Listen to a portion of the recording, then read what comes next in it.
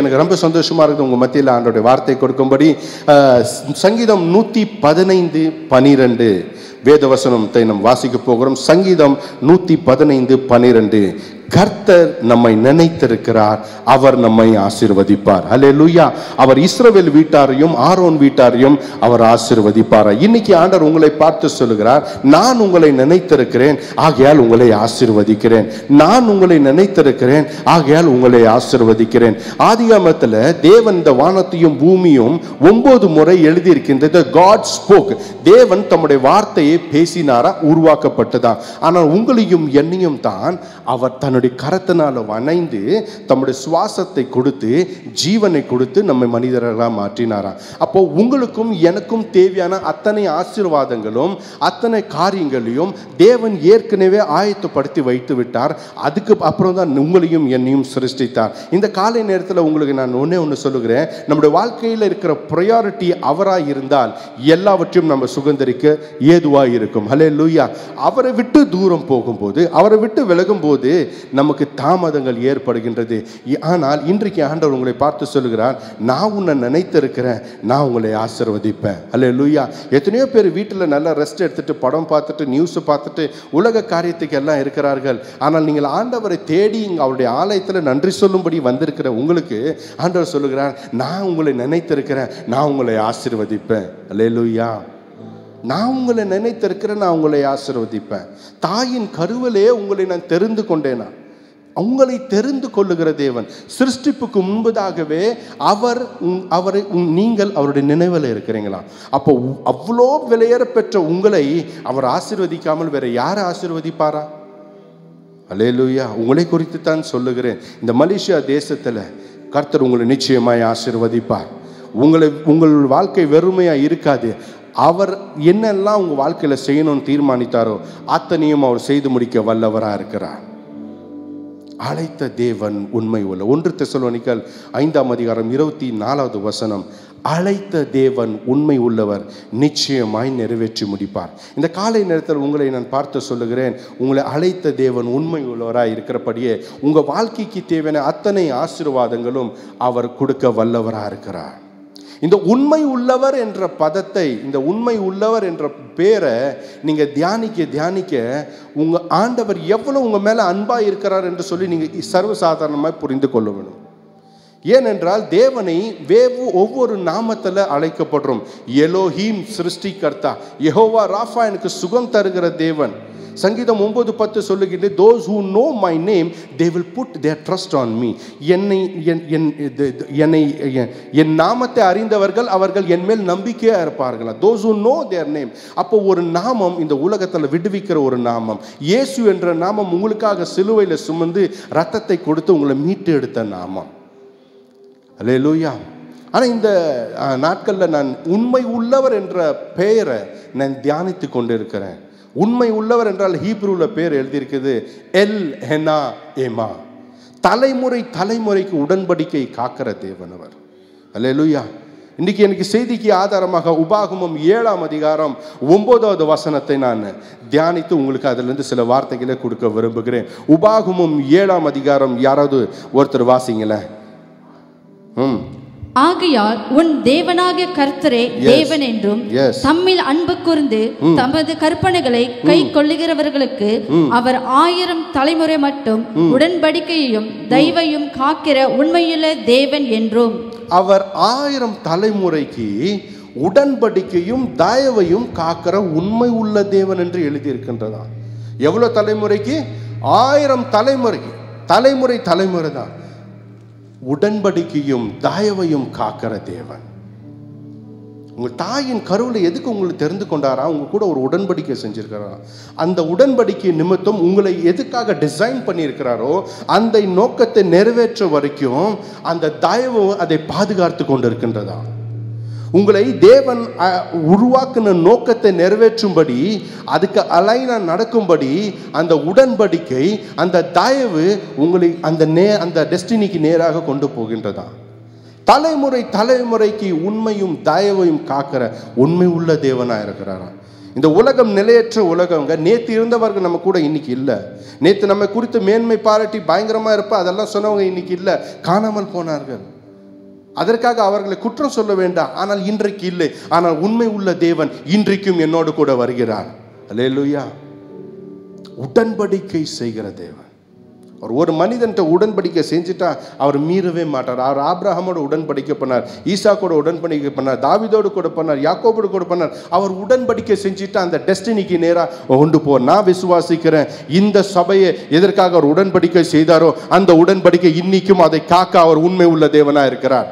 அல்லேலூயா. 1998 இந்த தரிசனத்தை பெற்று இந்த சபை ஆரம்பிக்கும் போது நீங்க இல்லை. ஆனால் உடன்படிக்கை செய்த நிமித்தம், அவர் அன்றைக்கு முழங்கால் போட்ட நிமித்தம் இன்னைக்கு நீங்க எல்லாம் இங்க இருக்கிறீங்க. அல்லேலூயா. உங்களை பெருமைப்படுத்துறதுக்கு சொல்ல, ஒரு மனிதனுடைய சாக்ரிஃபைஸ் உங்க வாழ்க்கையில் ஆசீர்வாதத்தை கொண்டு வந்து கொண்டிருக்கின்றது. அல்லேலூயா. உடன்படிக்கையும் தயவையும் காக்கிற உண்மை உள்ள தேவனாய் இருக்கிறார்.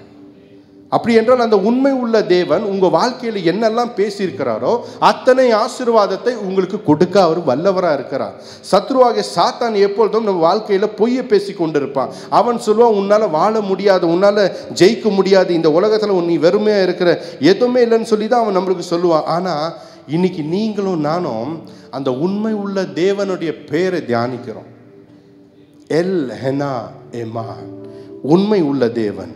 இந்த உண்மை உள்ள தேவனுடைய இந்த வேதத்தில் 36 முறை எழுதப்பட்டிருக்கின்ற யாத்ராகம் உபாகம் 7:9 நோட் பண்ணுறதை நோட் பண்ணீங்க, இல்லைன்னா ஆன்லைனில் அப்புறமா நீங்கள் அதை நோட் பண்ணி நல்ல ஒரு பெஸ்ட்டான பேர். இந்த உண்மை உள்ளவரை நீங்கள் தியானிக்க கர்த்தர் உங்களை எவ்வளோ நேசிக்கிறார், ஆண்டவர் உங்களை எவ்வளோ நேசிக்கிறார், இந்த சபையை எவ்வளோ நேசிக்கிறார், இந்த குடும்பத்தை எப்படி நேசிக்கிறார், உங்கள் ஊழியரை எப்படி நேசிக்கிறார் என்று சொல்லி நீங்கள் புரிந்து கொள்ளுவீங்க.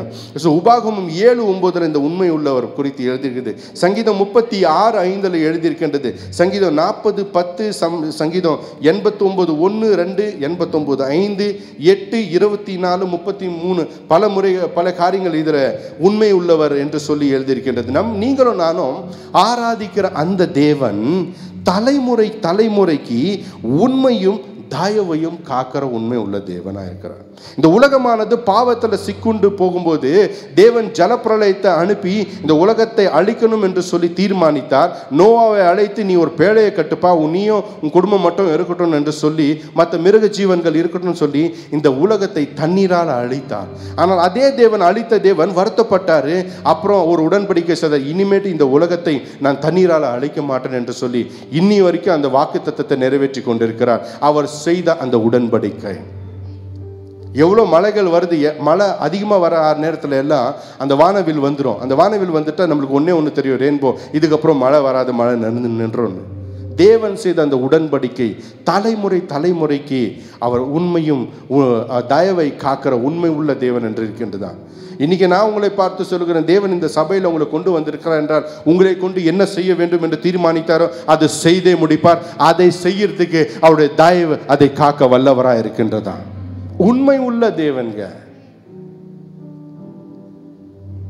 ஆதியாகமம் 15வது அதிகாரத்தில் 3வது வசனத்தில் நீங்க பார்ப்பீங்க. ஆனால் ஆபிரகாமை அழைத்து தேவன் சொல்லுகிறார், வானத்தின் நட்சத்திரத்தை போல உன் சந்ததியை நான் பெருக வைப்பேன் என்று சொன்ன அதே தேவன், ஈசாக்கை கொடுப்பேன் என்று சொன்ன அதே தேவன் ஆபிரகாமுடைய வாழ்க்கையில் 25 வருடங்கள் தாமதமாய் கொண்டிருக்கின்றது. தாமதமாகும் போது ஆபிரகாமுக்கு ஒரு கேள்வி எழுப்புகின்றது, அவன் என்ன நடக்க போகின்றது. சாராக்கு ஒரு கேள்வி எழும்புகின்றது. என்ன கேள்வி இது? சொன்னாரே, வாக்குத்தத்தம் கொடுத்தாரே, வானத்தின் திரளான போல ஒரு நட்சத்திரம் போல உன் சந்ததியை பெருக வைப்பேன் என்று சொன்ன தேவன் இன்றைக்கு ஒரு ஆசீர்வாதம், ஒரு வாக்குத்தத்தத்தின் அந்த மகன் இல்லாமல் எப்படி இது நிறைவேறும்? சாராக்கே நம்பிக்கையில். அதனால தான் ஆபிரகாம் சொன்னா, நீ போய் திருமணம் பண்ணிக்கன்னு சொல்லி. நம்ம வாழ்க்கையில வாக்கு தத்தங்களை பெறும்போது ரொம்ப சந்தோஷமா இருக்குது. அந்த வாக்கு தத்தத்தின் நிறைவேறுதலை பார்க்க முடியாத நேரத்தில் சில ஷார்ட்கட்ஸ் அடிக்கணும்னு நம்ம மனதில் தோணி கொண்டே இருக்கும். அந்த ஷார்ட்கட்ஸ் நம்ம தேவனை விட்டு பிரிக்க வைக்கிறதுக்காக, தேவனுடைய திட்டத்திலிருந்து நம்ம விலக வைக்கிறதுக்காக அந்த ஷார்ட்கட்ஸ் நம்ம வாழ்க்கையில வந்து கொண்டு இருக்கின்றது. ஆனால் உடன்படிக்கை செய்த தேவன் அந்த உடன்படிக்கையை நிறைவேற்றும்படி 18வது அதிகாரத்தில் அவரே வராரு. சாரா தன்னுடைய நிலைமையை பார்த்து நகைக்கிறார். சிரிப்பு வருது சாராக்கு. எனக்கு இந்த வயசுலயும் என் கர்ப்பம் செத்து போய் கிடக்குது, இந்த வயசுல எப்படி வாக்கு தத்தத்தின் அந்த சந்ததி பெருக்க முடியும்? ஆனா வாக்கு தத்தம் பண்ண தேவனுக்கு தெரியாதா? ஆபிரகாமை பார்த்து சொல்கிறார், ஆபிரகாம் உனக்கு நான் ஈசாக்கை தரப்பேன்னு சொன்ன உடனே இந்த வாக்குத்தத்தத்தை பெற்று நம் தினந்தோறும் அவர் நடந்து கொண்டு இருப்பார், தினந்தோறும் போய் கொண்டு இருக்க. அப்போ எல்லாருக்கும் சொல்வார், ஆண்டவர் எனக்கு வாக்கு பண்ணியிருக்கார், ஒரு ஆண் குழந்தை ஆண் மகனை தருவார், அது மூலியமா ஒரு திரளான நட்சத்திரத்தை போல என் சந்ததி இருக்கணும் என்று சொல்லி எத்தனை பேருக்கு ஆபிரகாம் சொல்லியிருப்பார். ஆனால் அது நிறைவேறத்துக்கு தாமதம் ஆகும்போது அந்த ஜனங்க எல்லாம் அவர் ஆபிரகாமை கேலி பண்ணியிருப்பாங்க. நீங்கள் ப்ராக்டிக்கலாக யோசிங்க, அந்த கேலி பண்ற நேரத்தில் எவ்வளவு ஆபிரகாமுக்கு வேதனையா இருந்திருக்கும். ஆபிரகாமுக்கு வேதனை பெருசு இல்லைங்க, என் ஆண்டவர் சொன்னவருக்கு தான் வேதனைங்க. ஐயோ, ஆபிரகாம் கேலி ஏற்றும் போது ஆபிரகாம் கேலி ஏற்றல, என்ன கேலி எடுத்துறாங்க, என்ன வாக்குத்தத்தம் பண்ண அந்த தேவன், அவருக்கு தான் வலி, அவருக்கு தான் வேதனை அதிகம். ஐயோ, என் பிள்ளைய நகைக்கிறாங்களே, என் பிள்ளைய பார்த்து சிரிக்கிறாங்களே, கர்ப்பம் செத்து போயிடுச்சு, உன்னால முடியாதே, ஒரு ஷார்ட்கட் அடிக்கும் போது அவர் சொன்னவருக்கு எவ்வளவு வலிக்கும். ஆனால் 18வது அதிகாரத்தில் அவர் இறங்கி சொல்றார், அடுத்த வருஷம் இதே நேரத்தில் வாக்குத்தத்தம் பண்ண இருப்பான் ஈசாக்கு. தலைமுறைக்கு உடன்படிக்கையும் தயவை காக்க உண்மை உள்ள தேவனா இருக்கிறார். எத்தனையோ பேர் எல்லாரும் பிரசங்கம் பண்ணுவாங்க, ஆபிரகாமுக்கு ஈசாக்கு 99 தான் பிறந்தான்னு. நான் சொல்லுவேன், ஆபிரகாம் காத்திருந்தது பெருசு இல்லை, என் ஆண்டவர் காத்திருந்து எப்பொழுது அந்த நேரம் வருதுன்னு சொல்லி அவர் ஆவலாய் இருந்து அவர் தம்முடைய பிள்ளைகளை ஆசீர்வதிக்கும்படி வைராக்கியம் பரட்டி கொஞ்சம் ஆபிரகாம் கொஞ்சம் இதோ வந்துட்டேன், உன் நேரம் வந்துருச்சு, உங்களை அந்த தயவு பாதுகாக்கிறது தெய்வம் தான். இப்படி மெடிடேட் பண்ணுங்க, உடன்படிக்கை செஞ்சுட்டாரு, வானத்தின் நட்சத்திரத்தை போல உன் சந்ததியை பெருக செய்வன் என்று சொல்லி எவ்வளோ ஒவ்வொரு நாளும் அசிங்கப்பட்டிருப்பாங்க. ஆனால் அந்த நேரம் வர வரைக்கும் அப்படியே காத்து கொண்டு இருக்கிறார், என் பிள்ளைக்கு நான் செய்யணுமே. அது செஞ்சுட்ட உடனே அவர் மனசு திருப்தி, அப்பா அந்த வாக்குத்தத்தத்தின் மகன் வந்துட்டான். இன்னைக்கு உங்களை பார்த்து நான் சொல்றேன், உங்க வாழ்க்கையில எவ்வளவு தாமதங்கள் நடந்தாலும் ஒண்ணு புரிந்து கொள்ளுங்கள், அவர் எவ்வளவு ஆயத்தமா இருக்கார் நீங்க புரிந்து கொள்ளுங்க. உங்க வாழ்க்கையில் எல்லாவற்றையும் கரெக்டாக நடக்கும். 25 வருடங்கள் இந்த ஊழியமானது 1998 ஆரம்பித்து இத்தனை வருடங்கள் கடந்து வர தேவன் எவ்வளவு உண்மை உள்ளவராக இருக்கிறார். இன்னைக்கு நீங்க எல்லாம் இருக்கிறீங்க. 1998 பாஸ்டர் நீங்க கேட்டீங்கன்னா, பாஸ்டர் எப்படி ஆரம்பிச்சீங்க, என்ன தைரியத்தில் ஆரம்பிச்சீங்க? அவர் ஒண்ணு சொன்னார், என்ன சொன்னார்பா, நான் அழைத்த தேவன் உண்மை உள்ளவராக இருப்பேன், உனக்கு நான் இந்த தரிசனத்தை கொடுக்குறேன், கடைசி வரைக்கும் உன்னை நடத்த நான் வல்லவராக இருக்கேன், யார் இருந்தாலும் யார் போனாலும் நான் உன்னை அழைத்த தேவன் உண்மை உள்ளவராக இருப்பேன் என்று சொல்லி வாக்கு பண்ணியிருக்கிறார். அல்லேலூயா, அல்லேலூயா. உண்மை உள்ள தேவன் உங்களையும் இன்னும் இந்த காலை நேரத்தில் ஆசீர்வதிக்க துடித்து கொண்டிருக்கிறார் தான் நான் சொல்லுவேன். தாமதம் இல்லை, அவருக்கு தெரியும் என் பிள்ளைக்கு சரித்திரம் படைக்கிறத்தக்க ஒரு அற்புதத்தை செய்யணும்னு தான் நான் தாமதிக்கிறேன். 74 வயசுல சொன்ன உடனே வாக்குத்தத்தம் பண்ண தேவனுக்கு தெரியும் அவனுக்கு ஈசாக்க கொடுக்கணும்னு சொல்லி. ஆனால் எல்லாம் செத்து போன நிலைமையில தான் அவருடைய வல்லமை வெளிப்படுத்த. உங்களுக்கு அப்படிப்பட்ட சூழ்நிலை கடந்து போகும்போது ஒன்று புரிந்து கொள்ளுங்கள், உங்களை அழைத்த தேவன் உண்மை உள்ளார். உங்க மூலியமாய் ஒரு சரித்திரத்தை படைக்க விரும்புகிறார். உங்க மூலியமாய் ஒரு சரித்திரத்தை படைக்க விரும்ப. அதுக்காகத்தான் அவர் தாமதம் ஆனாலும் அவர் அடுத்த வருஷம் இதே நேரத்தில் இருக்கும். நீங்க சிரிக்கலாம் உங்க சூழ்நிலையை பார்த்து, நீங்க நகைக்கலாம் உங்களை சூழ்நிலை பார்த்து, ஆனா உண்மை உள்ள தேவன் உங்க வாழ்க்கையில வெளிப்பட்டார்னா சரித்திரத்தை படைப்பார். நான் நம்புறேன், என் வாழ்க்கையில் அவர் சரித்திரத்தை படைத்து கொண்டிருக்க. என்னைக்கு அவர் சொன்னாரோ நான் அவசரப்படலை, என்னைக்கு வெளி தேசங்கள் ஊழியத்துக்கு போகணும்னு சொல்லி நான் வாஞ்சிக்கவே இல்லை. எனக்கு தேவை இந்தியா, வட இந்தியா, அந்த ஊழியம் மட்டும்தான், எனக்கு ஸ்டேஜே வேண்டாம்னு சொல்லி வாழ்ந்த நான் அப்படிப்பட்டவனா இருந்தேன். ஆனால் இன்னைக்கு என்னை ஸ்டேஜில் ஏற்றி அழகு பார்க்குற தேவன் என் உண்மை உள்ள தேவனா இருக்கிறார். அவர் என்ன டிசைன் பண்ணிட்டார் ஒரு காரியத்துக்காக, நான் அதுலேருந்து விலக முடியாது. அந்த டிசைன் பண்ண காரியத்துக்காக நான் நடந்தே ஆக வேண்டும். உலக வாழ்க்கையில் எல்லாரும் மாதிரியும் நல்ல வேலை செய்து கொண்டிருக்கேன். மினிஸ்ட்ரி ஆஃப் எக்ஸ்டர்னல் அஃபேர்ஸில் நல்ல ஒரு சம்பளத்தை வேலை செய்து கொண்டிருக்கேன். அப்படிப்பட்ட என்னுடைய வாழ்க்கையில் ஆண்டவர் ஒரு என்கவுண்டர் கொடுத்தார். அந்த வேலை வேண்டாம், நீ முழு நேரம் ஊழியத்துக்கு வேணும்னு சொல்லி இன்னி வரைக்கும் எனக்கு 15 வருஷமா இந்த வேதம் என்னை போஷித்து கொண்டு இருக்கின்றது. அன்னைக்கு இந்த பைபிளை பிடிச்சி எங்கள் வீட்டில் இருக்க எல்லாம் சொன்னாங்க, டே நல்ல சம்பளம், நல்ல கவர்மெண்ட் ஜாப், எல்லாம் பர்ஃபெக்டாக இருக்குது, எதுக்கு போகிற? இல்லை நான் ஊழியத்துக்கு போகிறேன்னு சொன்னேன். என்னை பார்த்து சிரித்தாங்க, வேடிக்கை பண்ணாங்க. ஆனால் இன்னைக்கு இந்த உண்மை உள்ள தேவன் அன்னைக்கு கரத்தை பிடிச்சவர் இன்னி வரைக்கும் கரத்தை விடலை. மனிதர்கள் கைவிட்டு இருக்கலாம், சூழ்நிலை கைவிட்டு இருக்கிறான், ஆனால் ஆண்டவர் எனக்கு உண்மை உள்ளவராக இருக்கிறார். என்ன டிசைன் பண்ண நோக்கத்தை நிறைவேற்றணும். அவருக்கு என் வாழ்க்கையில் சரித்திரத்தை படைக்கணும். அதற்காகவே என்ன ஆயத்தப்படுத்தி இன்னைக்கு உங்களை பார்த்து நான் சொல்லுகிறேன், இந்த சபையில் நாட்டப்பட்ட உங்களுக்காக நான் சொல்றேன், கர்த்தர் உண்மை உள்ளவராய் உங்க வாழ்க்கையில வெளிப்படுவார். உங்க ஆசீர்வாதத்தை சத்துரு திருட விடவே முடியாது. தாமதம் ஆகலாம், ஆனால் தாமதம் உன் வாழ்க்கையில சரித்திரம் படைக்க அவர் உடன்படிக்கை காக்கிற அந்த உண்மை உள்ள தேவனா இருக்கிறார். இது எப்படிப்பட்ட சந்தர்ப்ப சூழ்நிலையில இந்த உபாகமம் 7:9 ஆண்டவர் மோசே இந்த காரியத்தை இஸ்ரவேல் ஜனங்களுக்கு பகிர்ந்து கொள்ள 6வது வசனத்திலிருந்து 6:7 நம்ம வாசிக்கலாமா? சீக்கிரமா, நேரம் குறைந்த நேரமா இருக்கிறதுனால. நீ உன் தேவனாகிய கர்த்தருக்கு பரிசுத்த ஜனம், பூச்ச கரத்தில் உள்ள எல்லா ஜனங்களிலும் உன் தேவனாகிய கர்த்தர் உன்னை தமக்கு சொந்தமாய் இருக்கும்படி தெரிந்து கொண்டார். சகல ஜனங்களிலும் நீங்கள் திரட்சியான ஜனம் என்று கர்த்தர் உங்கள் பேரில் அன்பு வைத்து உங்களை தெரிந்து கொள்ளவில்லை. நீங்கள் சகல ஜனங்களிலும் கொஞ்சமாய் இருந்தீர்கள். அல்லேலூயா. மோசே 120 வயது அந்த கடைசி காலகட்டத்தில் இருக்க தேவன் செய்த அற்புதங்கள் எல்லாத்தையும் பார்த்து இஸ்ரவேல் ஜனங்களை பார்த்து சொல்லுகிறாரு, எப்போ என் நேரம் வந்துருச்சு, அன்றைக்கு 400 வருஷம் அடிமைத்தனத்தில் இருந்த உங்களை விடுவிக்கும்படி தம்மை வெளிப்படுத்தி உங்களை எகிப்திலிருந்து உங்களை விடுவித்து கொண்டு வந்த தேவன், அவருக்கு நீங்கள் என்ன செய்யணும்னா உண்மையாக இருக்க வேண்டும். வேற எந்த தேவனையும் நீங்கள் பார்க்க வேண்டாம், அவர் மட்டும்தான் தேவன் என்று அவரையே சார்ந்து இருக்க வேண்டும் என்று ஒரு டீச்சிங் நடக்கின்றது. ஒரு ஒரு ஒரு அசம்பிளி போட்டு அவங்க டிஸ்கஸ் பண்ணி கொண்டு இருக்கிறாங்க. இவ்வளோ காரியங்கள் நம்ம வாழ்க்கையில் கர்த்தர் செய்திருக்காரு.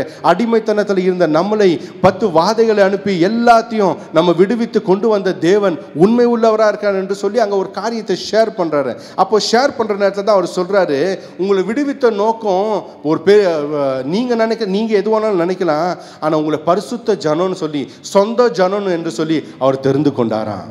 அல்லேலூயா. உங்களை சொந்த ஜனம் என்று அவர் தெரிந்து கொண்டாராம். இந்த ஆலயத்தில் நீங்க இருக்கிறீங்க, உங்களுக்கு தெரியாது உங்க ஊழியர் எத்தனை முறை ஜப நடை நடந்திருப்பாங்க, உங்களுக்கு தெரியாது எத்தனை நேரத்தில் அவர் உங்க அந்த ஸ்ட்ரீட் வழியா எத்தனையோ இடத்துல கால் மிதித்து, ஆண்டவர் இங்கிருந்து ஒரு ஆத்துமா அறுவடை வரட்டுமே, இங்கிருந்து எனக்கு சபைக்கு எனக்கு வாக்குத்தத்தம் பண்ணியிருக்கிறீங்களே அந்த பிள்ளைகளை அனுப்பணும்னு சொல்லி உங்களுக்கு மறைவாக அவர் எத்தனையோ நடை நடந்தனால தான் இன்னைக்கு நீங்க எல்லாம் இங்க இருக்கிறீங்க. அல்லேலூயா. கால் மிதிக்கும் தேசத்தை சொந்தமாக்குவேன் என்று சொல்லுகிற தேவன், என்னைக்கு உங்களுடைய ஊழியக்காரர் உங்களுடைய வீதியில் உங்கள் இடத்துல எல்லாம் ஜெபம் நடந்தாரோ அன்னைக்கு கர்த்தர் அவர் உங்களை சொந்தமாக்கிட்டாராம். சொந்தம் எதுக்கு ஆக்குனாராம்? நீங்கள் பெரிய ஐஸ்வர்யவான்னு இல்லை பெரிய ஞானின்னு இல்லை, உங்கள் மேலே அன்பு வச்சுட்டாராம். எப்பா என் பிள்ளைகளுக்கு இந்த பிரேஸ் சபையில் ஒரு நோக்கத்தை நான் வச்சுருக்கிறேன், வேறு எங்கேயோ போயிட்டாங்கன்னா டைவர்ட் ஆயிடுவாங்க, அவங்களை காக்கும்படி இந்த சபையில் நான் நாட்டுறேன்ப்பா. அல்லேலூயா. தரிசனத்தை பெறுகிற நேரத்தில் உங்கள் ஊழியக்காட்ட அந்த தரிசனத்தை 1998 அந்த விஷனை பெற்று எப்படி அவர் ஒவ்வொரு காரியத்தை நிறைவேற்றுகிறாரு அந்த காரியத்தை நீங்கள் அந்த எக்ஸ்பீரியன்ஸை கேட்டு பாருங்கள். அந்த எக்ஸ்பீரியன்ஸ் எல்லாம் பயங்கரமாக இருக்கும். அன்னைக்கு முழங்கால் எதுக்காக போட்டால் தெரியுமா? நீங்கள் நல்லா இருக்கணும்னு சொல்லி தான். நீங்கள் ஜபிக்க தவறும் போது ஒரு முழங்கால் காலையில் 4 மணிக்கு 3 மணிக்கு இரவு 12 மணிக்கு உங்கள் குடும்பத்துக்காக உங்கள் ஆசீர்வாதத்துக்காக ஒரு முழங்கால் போட்டுக்கொண்டே இருக்கிறாராம். அல்லேலூயா. தலைமுறையாய் உடன்படிக்கையும் தயவையும் காக்கிற உண்மை உள்ள தேவன்க. உங்களை ஆசீர்வதிக்கணும்னு முடிவு பண்ணிட்டார்னா உங்களுக்காக என்ன வேணாலும் லெவலில் இறங்குறதுக்கு அவர் வல்லவராக இருக்கிறாராம். என்ன வேணாலும். அப்போதான் மோசே சொல்கிறாரா இஸ்ரவேல் ஜனங்கள்கிட்ட, எப்பா நீ பெரிய ஆள் இல்லைப்பா, உன் மேலே அன்பு வச்சுட்டாருப்பா, உன் மேலே அன்பு வச்சுட்டார், உனக்கு ரொம்ப பிடிச்சிருச்சு, அதனால தான் அவர் வேணும்னு சொல்லிட்டாரு. அடுத்தது 8வது 9வது வசனத்தை வாசிக்கலாமா?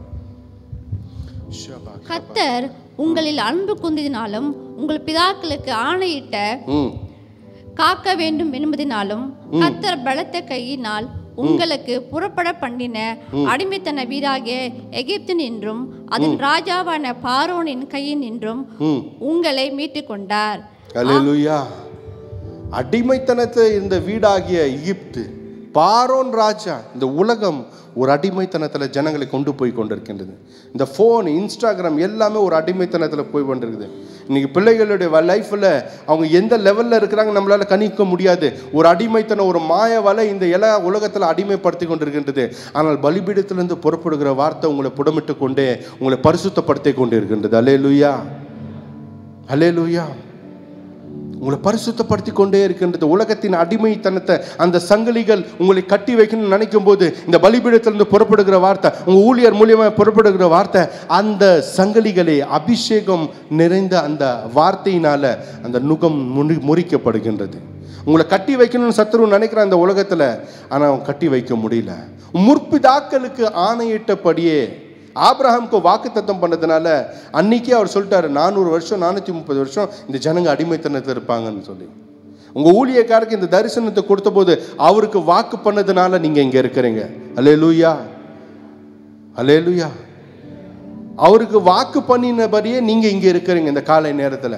இல்லைன்னா எங்கேயோ நீங்க ஜாலியா வீட்டில் படுத்து தூங்கிட்டு டிவி பார்த்துட்டு நல்ல சண்டே அதுவும் நல்ல ஒரு சூப்பர் பிரேக்ஃபாஸ்ட் சாப்பிட்டுட்டு நீங்க மட்டும் ரிலாக்ஸா இருந்திருக்கலாம். ஒரு முழங்கால் உங்களுக்காக முழங்கால் இட்டபடியே உங்க ஆசீர்வாதத்தை நீங்க சுதந்திரித்து கொண்டு இருக்கிறீங்க. அல்லேலூயா. சில நேரத்தில் அந்த தயவு நம்ம ஒரு சேதம் என்று பாதுகாக்கலாம்.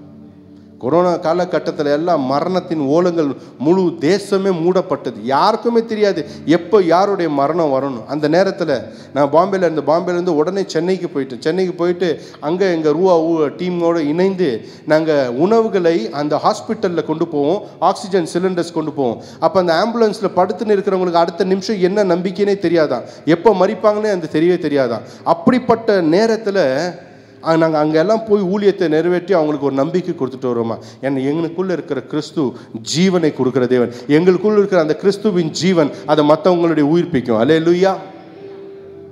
உண்மை உள்ள தேவனாக இருக்கிறாரா. அப்போ எத்தனையோ பேருக்கு வேலை போயிடுச்சு, எத்தனையோ பேருக்கு எல்லாமே போயிடுச்சு, ஆனாலும் அந்த நேரத்துலையும் அவர் உண்மை உள்ள தேவனாக இருக்கிறாரா. எத்தனையோ பேர் உங்களை கேலி ஏற்றி இருக்கலாம், ஆனால் உண்மை உள்ள தேவன், உண்மை உள்ள தேவன் உங்களை பார்த்து சொல்லுகிறார், நான் உங்கள் வாழ்க்கையில் எதெல்லாம் தீர்மானித்தனோ அதை நிச்சயமாக நிறைவேற்றி முடிப்பான். ஏனால் நான் உங்களை ஆசீர்வதிக்கிற தேவன். ஹல்லேலூயா. ரபா ஷேக்கிரமியான் துலாபா. இந்த காலை நேரத்தில் கர்த்தர் உங்களோடு கூட இடைப்படுவாராக. சங்கீதம் 119 89 90 நம்ம வாசிக்கலாமா? சங்கீதம் 119 89 90 இந்த 2 வசனத்தை நம்ம வாசிப்போம். கர்த்தாவே, உமது வசனம் என்றைக்கும் வானங்களில் நிலைத்திருக்கிறது. அவருடைய வசனமானது வானத்துல நிலைத்து நிற்கும்தா. உம்முடைய உண்மை தலைமுறை தலைமுறையாக இருக்கும். அவருடைய உண்மை தலைமுறை தலைமுறையாக இருக்குமா? தலைமுறை தலைமுறையா இருக்கின்றதா? தலைமுறை தலைமுறை. யாருங்க நேற்று இருந்தவங்க மறந்துட்டு போயிடுறாங்க, காசு வாங்கிட்டு ஏமாற்றி போயிடுறாங்க, உதவி செய்யறதுக்கு நம்மளை கைவிட்டுறாங்க. ஆனால் அவர் பாருங்க, உங்களை ஆசீர்வதிக்கிறதுக்காக உங்களுக்கு வாக்கு பண்ணது உங்கள் பிள்ளைகளுக்கு வாக்கு தத்துவமாக அந்த ஜெனரேஷன் பிளெஸிங்காக கொண்டு போகிறாராம். 90 வாசிங்கம்மா. 90. உம்முடைய உண்மை தலைமுறை தலைமுறையாக இருக்கும். பூமியை உறுதிப்படுத்தினீர், அது நிலைத்திருக்கிறது. அதை உறுதிப்படுத்தினீர், அதை நிலைத்திருக்கின்றதா. இன்னைக்கு உங்கள் வாழ்க்கைக்கும் எனக்கும் என்ன தெரியுமா, அவருடைய வார்த்தை நம்ம மேலே பேசும்போது நம்ம நம்ம நம்ம வந்து என்ன இருக்குமா, உறுதிப்படுத்தி கொண்டு இருக்கிறாரா, அதை நிலைத்திருக்கின்றதா. அல்லேலூயா. இந்த காலை வேளையில் உங்களை பார்த்து நான் சொல்லுகிறேன், உண்மை உள்ள தேவன், உண்மை உள்ள தேவன் உங்களை ஆசீர்வதிக்கிறதுக்காக துடித்து கொண்டு இருக்கிறாரா. ஒன்னே ஒன்று அவர் உங்கள்கிட்ட என்ன எதிர்பார்க்குறா தெரியுமா?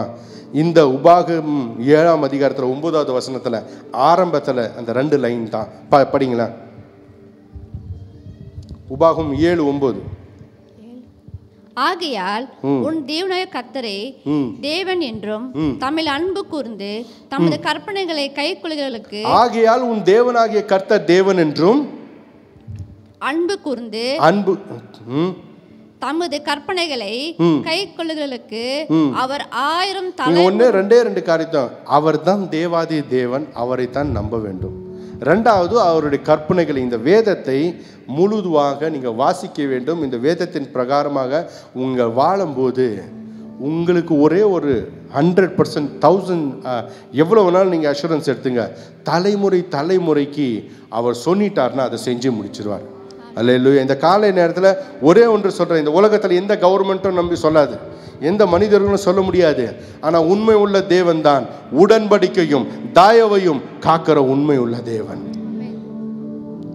அடுத்த மாதம் 27ஆம் தேதி உங்களுடைய 26வது ஆனிவர்சரி. நான் ஒன்றே ஒன்று சொல்ல விரும்புகிறேன். இந்த சபையில் இருக்க ஒவ்வொரு எல்லாரும் இணைந்து, லீடர்ஸ் எல்லாரும் சேர்ந்து, how God has put this மினிஸ்ட்ரின்னு சொல்லி கொஞ்சம் நிதானித்து, கொஞ்சம் ஒவ்வொரு காலகட்டத்தை தேவன் வழி நடத்தினதை அதை நினைத்து நினைத்து அவருக்கு நன்றி சொல்லி பாருங்க. உங்கள் தடைகளை உடைத்து இந்த 26வது வருடம் ஆனிவர்சரியில் இதுவரையும் இல்லாத அளவில் கர்த்தர் ஒரு பெரிய ஆத்தும அறுவடை கொடுப்பாராக. இதுவரையும் இல்லாத ஒரு பெரிய அசைவ இந்த சபை ஒரு தகப்பன் ஸ்தானத்துல இருந்து எல்லா ஊழியர்கள் வந்து இந்த மேடையில கால் வைக்கும் போது தான் தேசங்களுக்கு, இந்த மலேசியா தேசங்களுக்கு வாசல் ஓப்பன் ஆகுது. நான் நம்புறேன் இந்த மேடையில இருந்து புறப்படுகிற ஒவ்வொரு வார்த்தை இந்த 26வது ஆனிவர்சரியில கர்த்தர் பலத்த கிரியைகளை நடப்பிக்க போகிறார், பலத்த அற்புதங்களை நடப்பிக்க போகிறார். ரேப்ரோ ஷல்மனாதி ஹென்யுதராகபா. ஆண்டவரை நினைத்து நினைத்து உண்மை உள்ளவர் எப்படி எல்லாம் நடத்தி வந்தார் என்று சொல்லி கொஞ்சம் நிதானித்து நீங்க பார்க்கும்போது கர்த்தர் உண்மை உள்ளவராய் உங்க வாழ்க்கையில வெளிப்பட அவர் வல்லமை உள்ளவராய் இருக்கிறார். உங்க நேரத்தில் இந்த கால நேரத்தில் ஒன்னே ஒன்று கேட்கிறாரு, உன் தேவனாகிய தேவன் அவர் கர்த்தர், அவர் ஒருவர் தான். ரெண்டாவது, அந்த வார்த்தைக்கு கீழ்ப்படிங்க, இந்த வார்த்தையின் பிரகாரமாக வாழ ஆரம்பிச்சிருங்க, கர்த்தர் பெரிய காரியத்தை செய்வார். நான் 26வது ஆனிவர்சரிக்கு ஆண்டவரே இந்த சபையை நீர் எப்படி கொண்டு போகிறீர், என்ன எந்த அடுத்த பரிமாணத்துக்கு எப்படி கொண்டு போகிறீர் என்று சொல்ல நான் அதிகமாக நேற்று இரவு ஜபிக்கும் போது ஆண்டவர் ஏசியாவில்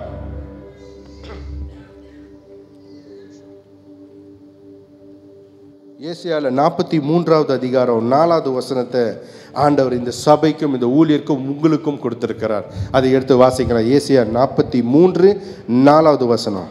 நீ என் பார்வைக்கு அருமையானபடியினால், அருமையாய் இருக்கிறபடியினால் கனம் பெற்றாய். நான் உன்னை சிநேகிக்கிறேன். ஆதலால் உனக்கு பதிலாக மனுஷர்களையும் உன் ஜீவனுக்கு ஈடாக ஜனங்களையும் கொடுப்பேன். என்ன கொடுப்பாரா? ஜனங்களையும் கொடுப்பாரா, ஜாதிகளை கொடுப்பாரா. இன்னிலிருந்து உங்களுக்கு ஒன்றே ஒன்று, இந்த சபை தேசங்களுக்காக அழைக்கப்பட்டிருக்கின்றது. அல்லேலூயா சொல்லுங்க, ஆமென். உங்களை குறித்து தாங்க சொல்கிறேன், ஏதோ காற்றுல வந்து தூக்கத்தில் வந்த மாதிரி சொல்ல.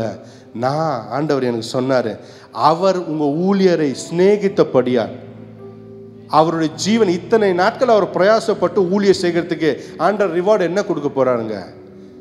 மனுஷர்களையும் ஜனங்களையும் கொடுக்க போறார், ஜாதிகளை கொடுக்க போறாரா. He is going to give many different type of people. இந்த மலேசியாவில் எத்தனை லாங்குவேஜ் இருக்குது எனக்கு தெரியாது, ஆனால் அத்தனையும் கர்த்தர் செய்ய வைப்பார். மல்டி லாங்குவேஜ் சர்வீஸை கர்த்தர் கொடுப்பாராக. ஹல்லேலூயா. அரசாங்க சட்டம் என்னன்னு எனக்கு தெரியாது, ஆனால் அவருடைய தியாகத்தின் நிமித்தம், அவருடைய ஊழியத்தின் நிமித்தம், அவருடைய பிரயாசங்கள் நிமித்தம் அன்னைக்கு யாருமே இல்லாத நேரத்தில் அந்த வார்த்தையை பிடித்து, அந்த உடன்படிக்கை பிடித்து அவர் உண்மை உள்ள தேவன் என்று நம்பினபடியே இன்னைக்கு 25 வருடங்களை கடந்து 26வது வருடத்தை சுதந்திரிக்கிறார்னா எவ்வளோ பெரிய சேலஞ்சுங்க. இன்னைக்கெல்லாம் உலகத்தில் எல்லாத்துலேயும் டஃப்பான வேலை வந்து ஊழியம் தாங்க. அதுவும் பாஸ்டர் ஊழியம் வந்து கடுமையானது. அதே ஜனங்க இன்னைக்கு நீங்க இருப்பீங்க, உங்களுக்கு வாக்குத்தத்தம் கொடுக்குறேன், அடுத்த வாரம் வருவீங்க, திரும்பி வாக்குத்தத்தம் பண்றீங்க, பாஸ்டர் எனக்கு அற்புதம் நடக்கலையே என்ன செய்யறதுன்னு. அவர் என்ன பண்ணுவார் தெரியுமா? போய் முழங்கால் போட்டு, ஆண்டவரே எப்படியாவது உங்களுக்கு ஒரு அற்புதத்தை செய்யுங்கன்னு அவர் கண்ணீர் வடித்து நிற்பார். நீங்க புலம்புவீங்க, ஆனா அவர் கண்ணீர் வடிக்க. அல்லேலூயா. உடன்படிக்கை செஞ்சிட்டாருங்க. காசுக்கோ பணத்துக்கோ ஊழியத்துக்கு யாரும் வரல.